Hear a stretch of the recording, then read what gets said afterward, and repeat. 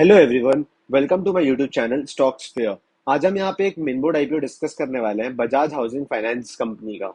बात करें कंपनी के ग्रे मार्केट प्रीमियम की, जो आज चल रहा है 71.43% का।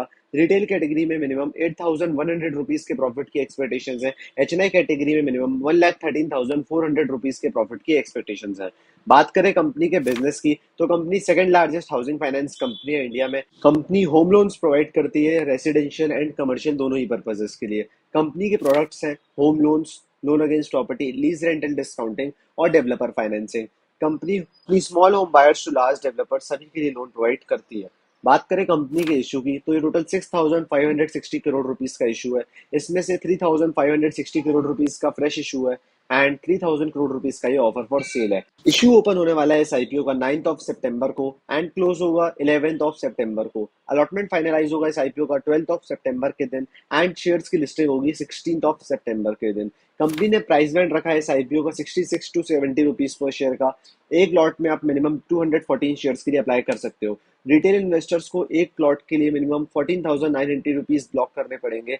एचएनआई स्मॉल कैटेगरी में आप मिनिमम 14 लॉट्स के लिए अप्लाई करोगे, जिसमें अमाउंट इन्वॉल्व है 2,09,720 रुपीज का। एचएनआई बिग कैटेगरी में आप मिनिमम 67 लॉट्स के लिए अप्लाई करोगे, जिसमें अमाउंट इन्वॉल्व है 10,03,660 रुपीज का।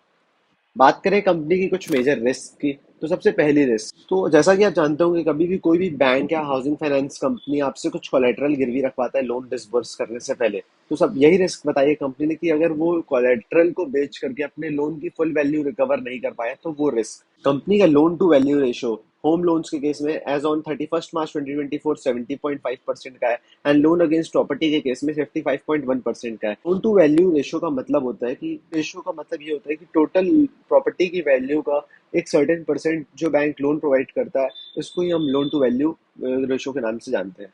बात करें कंपनी की सेकंड रिस्क की, तो कंपनी अगर अपने ग्रॉस नॉन परफॉर्मिंग एसेट को कंट्रोल नहीं कर पाई तो ये भी कंपनी की सबसे बड़ी रिस्क है।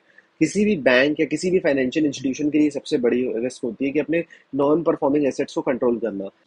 नॉन परफॉर्मिंग एसेट होता क्या है? जो भी कंपनी, बैंक या कोई भी housing finance company total loan disburse करती है, उसमें से जो भी लोग लोन का रीपेमेंट करने में डिफॉल्ट कर देते हैं, वही नॉन परफॉर्मिंग एसेट्स की कैटेगरी में आते हैं। तो कंपनी का gross non performing asset and net non performing asset ratio काफी बढ़िया, आप देख सकते हो, 0.27% का, जो कि काफी अच्छा माना जाता है। बात करें कंपनी के थर्ड रिस्क की, तो कंपनी का जो एसेट अंडर मैनेजमेंट है, मतलब कंपनी जो भी लोन डिसबर्स करती है, वो मेनली 5 एरियाज में कॉन्सेंट्रेटेड है, 5 स्टेट्स में कॉन्सेंट्रेटेड है। आप देख सकते हैं महाराष्ट्र, कर्नाटका, तेलंगाना, गुजरात, न्यू दिल्ली। यहाँ पे कंपनी की टोटल 85% के एसेट अंडर मैनेजमेंट है, मतलब लोन डिसबर्स्ड। बात करें कंपनी की कुछ अदर रिस्क की, तो कंपनी अगर आरबीआई द्वारा बताई गई रिक्वायरमेंट्स को कंप्लाई नहीं करती है, तो भी कंपनी के फाइनेंशियल बिजनेस पर काफी बुरा असर पड़ सकता है। कंपनी इंटरेस्ट रेट एक्सपोजर से काफी ज्यादा एक्सपोज्ड है, क्योंकि कंपनी बोरो करती है फिक्स्ड इंटरेस्ट और फ्लोटिंग दोनों ही रेट्स पर, एंड कंपनी फंड्स उधार पर देती है सिर्फ फ्लोटिंग इंटरेस्ट रेट्स पर। Company external distribution network third parties पर काफी ज्यादा डिपेंडेंट है, क्योंकि कंपनी का थर्ड पार्टी चैनल से काफी significant portion of loan generate होता है। बात करें कुछ इंपॉर्टेंट पॉइंट्स की, तो कंपनी का जो होम लोन पोर्टफोलियो है काफी ज्यादा सिक्योर्ड है। Company 87 to 90% loan salaried customers को प्रोवाइड करती है एंड बाकी के 10% लोन ही सिर्फ वो सेल्फ एम्प्लॉयड लोगों को देती है। सैलरीड कस्टमर्स द्वारा लोन डिफॉल्ट करने की रिस्क काफी कम होती है as compare to self employed customers. बात करें हम एक और इम्पोर्टेंट पॉइंट की, तो कंपनी बिल्कुल भी अपने काफी कम कस्टमर्स पर रिलाई नहीं करती है अपने बड़े अमाउंट ऑफ लोन के लिए। कंपनी के टोटल आउटस्टैंडिंग लोन्स का सिर्फ 6.2% ही टॉप 10 कस्टमर्स कैरी करते हैं। ये टोटल आउटस्टैंडिंग लोन्स का सिर्फ 8.8% ही टॉप 20 कस्टमर्स कंस्टिट्यूट करते हैं। बात करें ऑब्जेक्ट्स ऑफ द इशू की, तो कंपनी आईपीओ से आई हुई प्रोसीड्स से अपने कैपिटल बेस को ऑगमेंट करने वाली है, उससे अब, ताकि कंपनी अपने फ्यूचर की बिजनेस रिक्वायरमेंट्स को पूरा कर सके। बात करें कंपनी के फाइनेंशियल्स की, तो कंपनी की टोटल इनकम फाइनेंशियल ईयर 22 से 24 तक 42% से ग्रो हुई है एंड कंपनी के प्रॉफिट्स भी फाइनेंशियल ईयर 22 से 23 तक ऑन एन एवरेज 50% से ग्रो हुए हैं। कंपनी की नेट एसेट वैल्यू आज है 18.8 की।